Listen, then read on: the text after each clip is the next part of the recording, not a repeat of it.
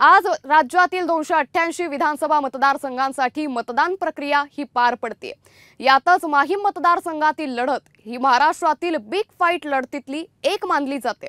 दुपारी 3 वाजेपर्यंत या मतदारसंघात 45.56% एवढं मतदान झालंय। या मतदारसंघात मनसेकडून थेट राज ठाकरे यांचे चिरंजीव अमित ठाकरे, तर शिवसेनेकडून सदा सरवणकर, तर ठाकरेंच्या शिवसेनेकडून महेश सावंत हे रिंगणात आहेत। 3 पक्षाकडून 3 उमेदवार उभे राहिल्यानं या मतदारसंघात नेमकी कोण बाजी मारणार याकडे आता सर्वांचंच लक्ष लागलंय।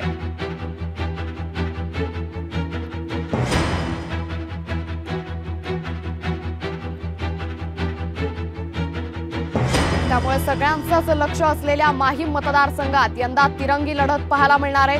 निवडणुकीत पहिल्यांदाच उतरलेले अमित ठाकरे, त्याचबरोबर शिवसेनेचे सदा सरवणकर आणि उद्धव ठाकरेंच्या शिवसेनेकडून महेश सावंत हे निवडणुकीच्या रिंगणात आहे। या संदर्भात अधिक माहिती देता आमचे प्रतिनिधी उमेश करंजकर। उमेश, माहीम मतदारसंघात यंदा तिरंगी लढत पाहायला मिळणार आहे। अमित ठाकरे त्याचबरोबर सदा सरवणकर यांच्यासोबतच महेश सावंत हे निवडणुकीच्या रिंगणात आहे। कसं एकंदर माहीम मतदारसंघात आज वातावरण आहे? अंकिता, जसं तू म्हणालीस की ही बिग फाईट जी मतदारसंघातली बिग फाईट आहे, तशीच ही बिग फाईट आहे। कारण या मतदारसंघात पहिल्यापासून ज्यावेळेस उमेदवारी घोषित झाली तेव्हापासूनच मोठे तर्कवितर्क लावले जात होते। कारण थेट राज ठाकरे यांचे चिरंजीव अमित ठाकरे हे या मतदारसंघातून ज्यावेळेस त्यांनी आपलं उमेदवारी घोषित केली त्यावेळेस नेमकं आता शिंदेंच्या शिवसेनेकडून कोण उभं राहणार याबाबतच्या तर्कवितर्क लावले जात होते। सदा सरवणकर यांचं नाव जरी जवळजवळ निश्चित असलं तरी ते उमेदवारी घेणार का किंवा लढणार का याबाबतचे तर्कवितर्क या सगळ्या संदर्भात लावत होते। आता मी त्याच मतदारसंघात आहोत। सकाळपासून इथे जर आपण पाहिलं तर खूप चांगला प्रतिसाद जो आहे तो मतदारसंघात आपल्याला पाहायला मिळाला। सकाळपासून मतदार जे आहेत ते मतदान केंद्रावर येत होते। मात्र 3 वाजल्यानंतर जर 3 वाजेपर्यंतची आकडेवारी पाहिली तर जवळपास माहीम मतदारसंघात 45% एवढं मतदान झालेलं आहे। आता 6 वाजेपर्यंत नेमकं किती मतदान होईल, हा टक्का किती वाढेल याकडे आपल्याला पाहावं लागणार आहे। मात्र दुपारनंतर मुंबईकरांची उदासीनता आहे ती जी आहे मतदानाच्या संदर्भातली ती आपल्याला पाहायला मिळाली। एकूणच जर मुंबई शहर आणि मुंबई उपनगर या दोन्ही जिल्ह्यातील आकडेवारी पाहिली तर जवळपास 40%च मतदान झालेलं आहे। म्हणजेच लोकसभेवेळी ज्या प्रकारची उदासीनता मुंबईकरांमध्ये मतदानाच्या वेळी दिसलेली होती तीच आता दिसलेली आहे।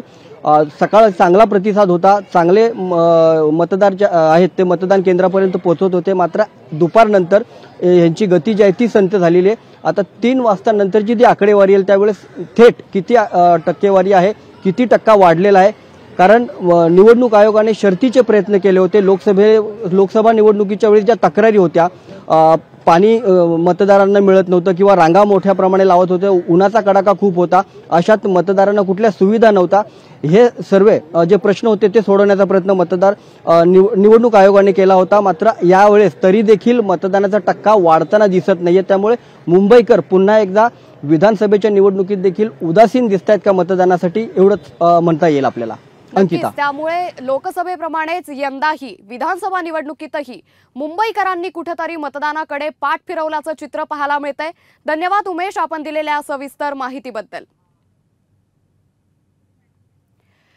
तर माहीम मतदारसंघात आतापर्यंत 45% इतकंच मतदान झालंय। खरं तर लोकसभा निवडणुकीच्या वेळी देखील मुंबईकरांनी मतदानाकडे पाठ फिरवल्याचं पाहायला मिळालं होतं। मतदानाचा टक्का याचा घटता कल कायम पाहायला मिळाला होता आणि यंदा विधानसभा निवडणुकीच्या मतदान प्रक्रियेसाठी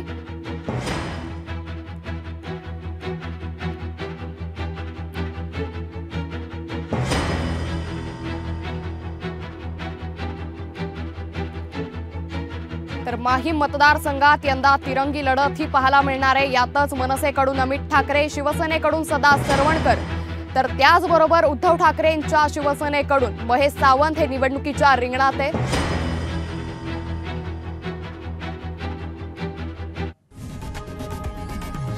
लोकशाही मराठी ऐका, पहा, जागरूक रहा।